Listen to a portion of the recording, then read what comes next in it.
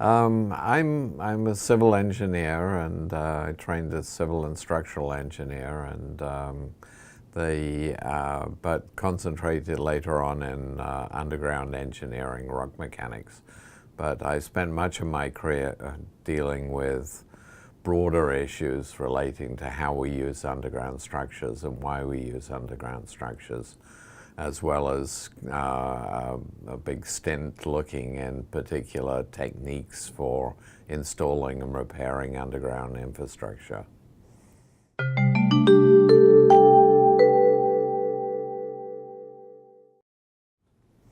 Well, sustainability has always been important if a particular civilization was going to survive for the long term.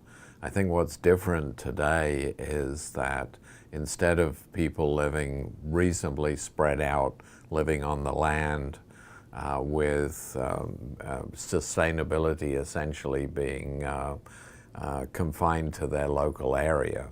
Certainly there was trade for certain items such as salt and other things, but today when most people live in cities, the sustainability of infrastructure provision becomes very critical, because those cities, you can argue, are quite sustainable in terms of that you put a lot of people on a small amount of land and you make distribution of goods and services more efficient.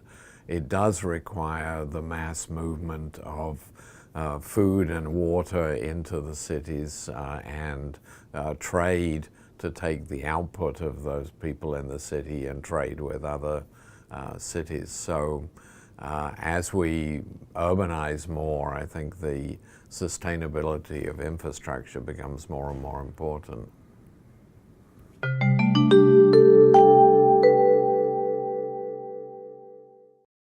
Well, Asia has a huge population, and it's been rural population in many places much later than, say, Europe and North America. So it's now rapidly urbanizing, and this means you have a lot of young cities that need huge amounts of infrastructure fast, and they have lots of problems to deal with.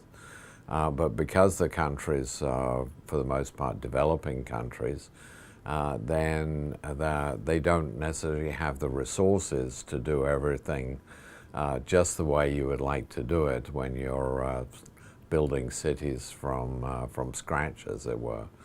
And it's this challenge of meeting urgent needs but trying to do things in the right way that I think is a real challenge for Asia.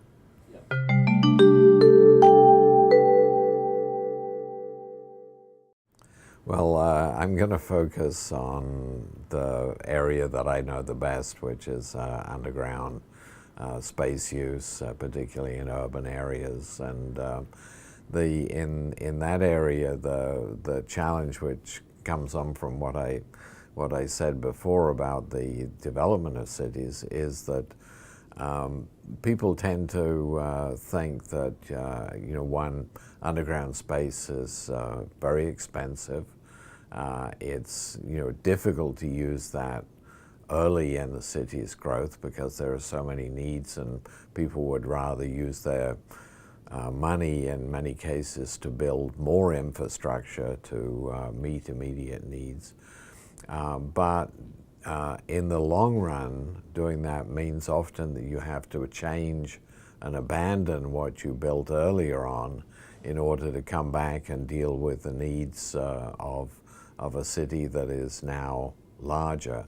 And this is a huge waste of resources. And you see around the world cases of elevated structures that were built early in a city's life because they were cheaper, being torn down and replaced by underground transportation infrastructure because it can fit in the city fabric much better, and it's less disruptive, it has less environmental problems.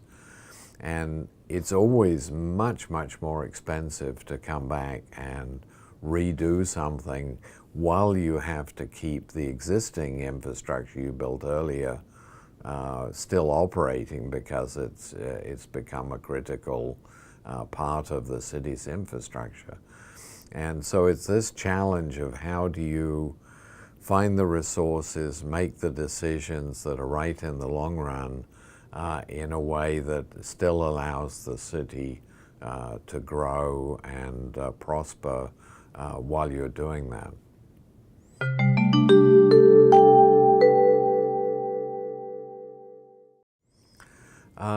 The longer term problems, I think, come from, and again, I'm going to focus on underground infrastructure, is that we've always put some utilities underground and some infrastructure underground.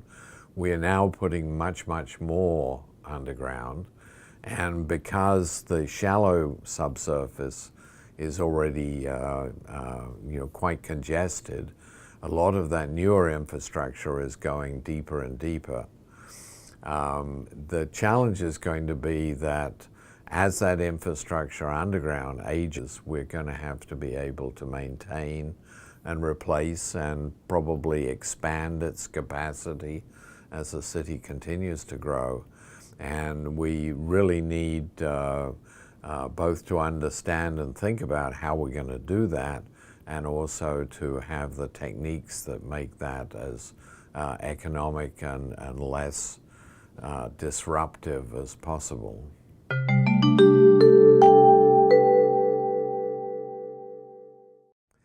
Well, engineering and health and well-being are, sometimes in the past they've been treated separately, if you like. The engineers, provide the infrastructure or the buildings, roads, rail, and I would say that actually, if you go back into Victorian times, actually, if you look at the structures that they built, even water treatment plants and train stations, they were marvelous structures, in fact quite now quite treasured in their own right.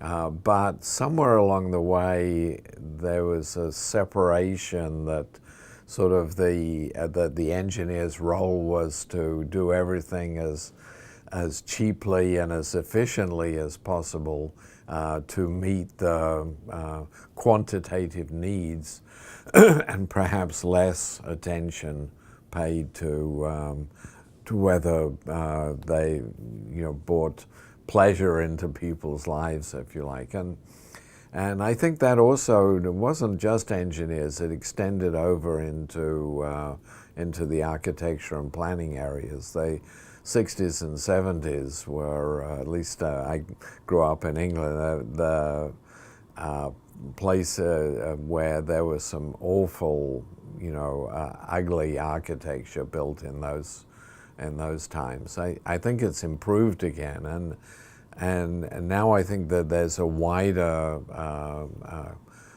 both a need for a better collaboration and also an interest in a better collaboration amongst engineers, architects, planners, and the general public, essentially understanding, what works best.